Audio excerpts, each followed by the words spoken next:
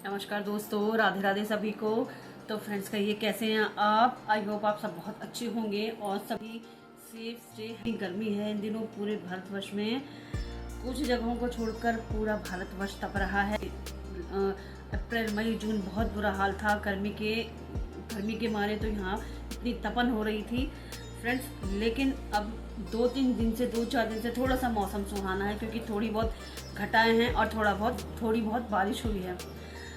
So friends, बहुत time बाद video बन रही है, क्योंकि इतनी व्यस्तता थी कि क्योंकि सभी लोग घर में हैं, बच्चों की क्लासेस नहीं हैं, उनके अपने घर से काम चल रहे हैं और समय पे भोजन, और इतनी गर्मी काम करना बहुत मुश्किल हो रहा था फ्रेंड्स। और कहीं आना जाना भी हो रहा था। हम लोग कैंची धाम गए थे और देहरादून मसूरी घूमने गए थे। लेकिन फ्रेंड्स पहाड़ भी बहुत गर्म है इन दिनों में, पहाड़ भी बहुत गर्म है। तो अगर आपको लगता है कि आपको बाहर जाना है और फ्रेंड्स जाम बहुत है, तो कोशिश करें कि आप सब समय टेम्परेचर वगैरह सब देखकर अगर जा रहे हैं तो देख कर जाएँ। सो फ्रेंड्स, आपसे बस ये कहना चाहूँगी कि आषाढ़ लग गया है और आषाढ़ माह में भी त्यौहार आते हैं।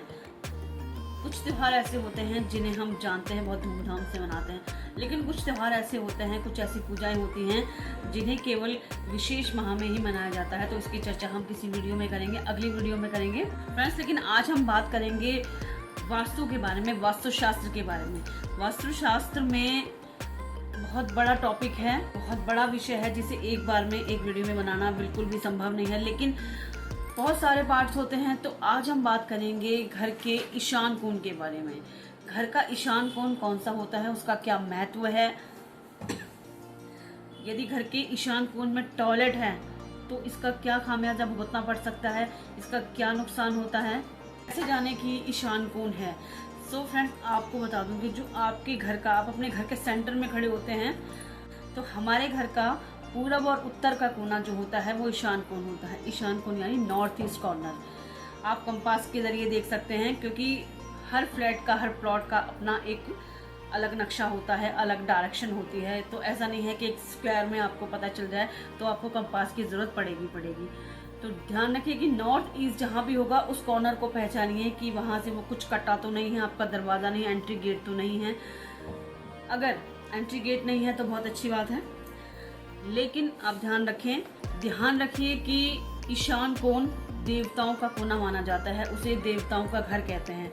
ईशान महादेव जी का भी एक नाम है, शिव जी का एक नाम है।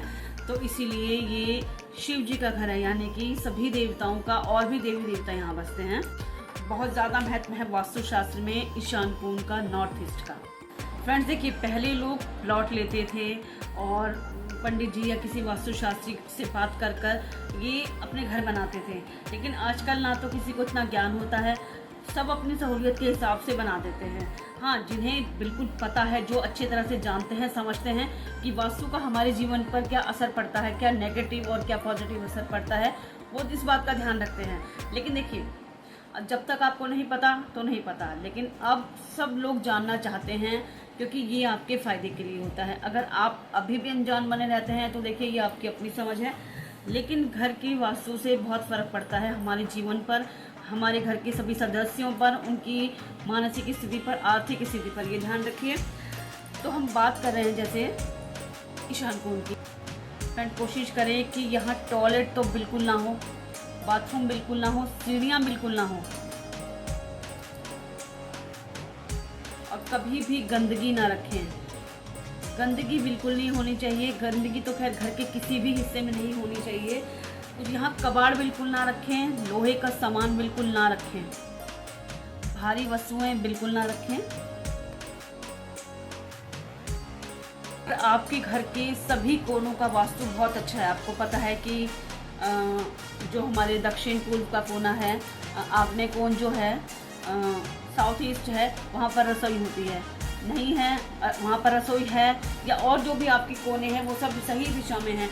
लेकिन सब कुछ अच्छा होने के बावजूद भी अगर आपका ईशान कोण गलत है, वहाँ पे टॉयलेट है या सीढ़ियाँ बनी हुई हैं, या वहाँ पर कुछ कबाड़ का सामान रखा हुआ है, लोहे का सामान रखा है, तो आपका पूरे घर का जो जितना भी अच्छा वास्तु है वो कुछ नहीं कर पाएगा। ऐसा कहते हैं, हमारे गुरुजी भी बताते हैं, जिन्हें हम सुनते हैं उन्हें मानते हैं। कहते हैं कि जिसके घर में यदि नॉर्थ ईस्ट में टॉयलेट होता है तो उसके घर में भले कितनी समस्याएं आज नहीं हों, एक ना एक दिन ये प्रभाव डालता है। और जब वो समस्याएं आती हैं, वो परेशानी आती हैं, तो स्वयं यदि अगर नारायण भी आ जाएं, उतर के आ जाएं, तो भी वो आपकी समस्याओं का निराकरण नहीं कर सकते हैं। तो ध्यान रखिए, समझदार बनिए, अपने घर के नॉर्थ ईस्ट को समझिए, वहाँ पर क्या होना चाहिए क्या नहीं, ये ध्यान रखें। मॉडर्न बनने के चक्कर में आप सोच रहे हैं फ्लैट्स में नहीं होते कि फ्रेंड्स फ्लैट्स में बड़ा मुश्किल है। अगर मैं अपने घर की बात कहूँ तो चलिए मैं आपको दिखाती हूँ। फ्रेंड्स ये देखिए, ये हमारे घर का एंट्री गेट है और एंट्री करने के फ्रेंड्स जब हमने ये घर लिया था तो यहाँ 2 टॉयलेट थे और ये वाला जो है एंट्री के साथ ये नॉर्थ ईस्ट का टॉयलेट था। यहाँ पर ये नया बन रहा था और सीट भी नहीं लगी थी, तो हमने इसे तभी कैंसिल कर दिया और हमने यहाँ पर भगवान जी का मंदिर बना दिया। देखिए फ्रेंड्स, थोड़ी बहुत परेशानी हो रही है, लेकिन आप देख रहे हैं कि यहाँ भगवान जी ने अपना स्थान पहले से ही निर्धारित किया हुआ था और हमें सिर्फ एक ही बाथरूम यूज़ करना पड़ता है। भले ही हमें थोड़ी बहुत परेशानी होती है, लेकिन अगर इसको हम चालू रखते हैं, इस बाथरूम को या टॉयलेट को चालू रखते, तो क्या परेशानी होती है आने वाले समय में, ये हम खुद नहीं जानते हैं। तो कोई बात नहीं, थोड़ी सी परेशानी भगवान के लिए ली जा सकती है, अपने आने वाले अच्छे समय को बचाने के, अपने बुरे समय को दूर करने के लिए की जा सकती है, तो उसमें कोई हर्ज नहीं है। आप भी ध्यान रखें। सो फ्रेंड, बहुत सारे लोग ही नॉर्थ ईस्ट में अपना मंदिर बनाते हैं। आप भी कोशिश करें कि वहाँ मंदिर की जगह हो। अगर आप वहाँ पे बड़ा ड्राइंग रूम है या कोई और रूम है, अगर आप मंदिर नहीं बना सकते हैं, पूरा प्रॉपर रूम को नहीं मंदिर बना सकते हैं, तो वहाँ मंदिर आप वहाँ पे जो बने बनाए मंदिर आते हैं वहाँ पर रख सकते हैं। एक बात और फ्रेंड्स, नॉर्थ ईस्ट का जो कमरा होता है, जो भी अगर आपका कमरा है, तो ध्यान रखिए कि जो नवविवाहित जोड़े होते हैं, जिनकी नई शादी होती है, उन्हें वो कमरा बिल्कुल ना दें, क्योंकि वो देवताओं का कोना होता है। वहाँ पे सांसारिक व्यक्ति को नहीं रहना चाहिए। घर के बुजुर्ग वहाँ रह सकते हैं, छोटे जो बच्चे हैं घर के वो रह सकते हैं, जो अनमैरिड हैं, ये ध्यान रखिए। अगर नॉर्थ ईस्ट में आपकी बालकनी आती है, बालकनी में आप देखिए, बालकनी में मंदिर तो नहीं बना सकते हैं क्योंकि वो बाहर का अहाता होता है। मंदिर आप केवल घर की बाउंड्री जो होती है हमारी, बालकनी को छोड़ के आप कमरे के अंदर ही बना सकते हैं। लेकिन अगर कुछ लोग आजकल बाहर भी बना रहे हैं, तो ये देखिए वो उनकी अपनी समझ है। लेकिन अगर आपकी बालकनी में नॉर्थ ईस्ट आता है, तो आप वहाँ हरे पौधे लगाएं, तुलसी लगाएं, केले के वृक्ष पेड़ लगाएं, गमले लगाएं, और कांटों वाला पौधा बिल्कुल ना लगाएं। और ध्यान रहे फ्रेंड्स, कभी भी जूते चप्पल वहाँ ना रखें। जूते चप्पल का स्टैंड नॉर्थ ईस्ट में बिल्कुल ना बनाएं। तुलसी, शमी पत्र, बेल पत्र लगा सकते हैं फ्रेंड्स, क्योंकि वहाँ पे दिया जलेगा तो वो हमेशा आपके लिए शुभ रहेगा। ध्यान रखिए, अगर वहाँ पर जगह खाली है तो आप बिजली के उपकरण भी आपको वहाँ नहीं रखने हैं। अगर आपने अगर आपने नॉर्थ ईस्ट में कमरे में मंदिर बनाया है, तो हमेशा वो कमरा नीट एंड क्लीन होना चाहिए, बिल्कुल साफ़ होना चाहिए। यहाँ तक कि आप अगर पूजा में रोज़ सुबह शाम पूजा करते हैं, फूल चढ़ाते हैं, तो एक समय के फूल दूसरे समय में आप हटा दें वहाँ से। और वो जो सूखे हुए फूल होते हैं वो भी वहाँ नहीं रखने चाहिए, क्योंकि सूखे हुए फूल हमेशा नकारात्मकता लाते हैं, नेगेटिविटी लाते हैं, तो तुरंत उन्हें वहाँ से हटा दें। इतना तो हम सबको ध्यान रखना चाहिए। अपने घर के बच्चों को भी आप समझाएं कि सूखे हुए फूल वहाँ ना हो। अगर वहाँ पे उनकी किताबें हैं या कुछ और सामान है, तो उसको व्यवस्थित करके रखें हर समय। फ्रेंड्स, यही वो जगह है जहाँ पर आप जीवन में ऊपर भी जा सकते हैं, नीचे भी आ सकते हैं। जीवन में उतार चढ़ाव बहुत रहेंगे, ये देखिए, उतार चढ़ाव जीवन में हमेशा रहते हैं। लेकिन अगर आप सोचते समझते हुए भी कुछ गलतियां करते हैं जानबूझकर किसी अपनी सुविधा के लिए, तो फ्रेंड्स ये आपको बहुत भारी पड़ सकता है आने वाले समय में।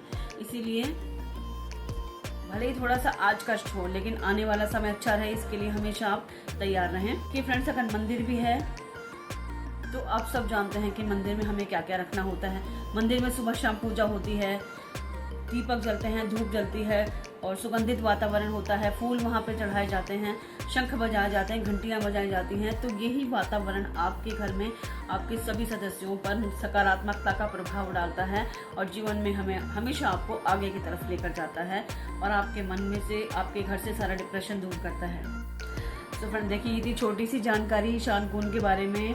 आप जब आपको समय मिले या जब आपकी वीडियो देखें या आपको पता भी हो, तभी आप नोट करिए कि आपके घर के ईशान कोण में क्या है, क्या नहीं है, क्या हटाना चाहिए, क्या रखना चाहिए।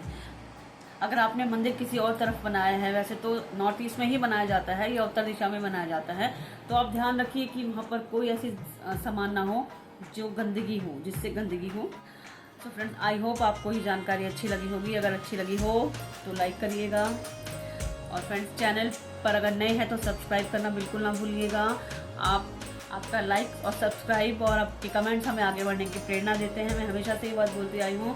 और हाँ, अगर अच्छी लगी हो, अगर आपको लगे तो अपने नियर डियर को शेयर ज़रूर करें।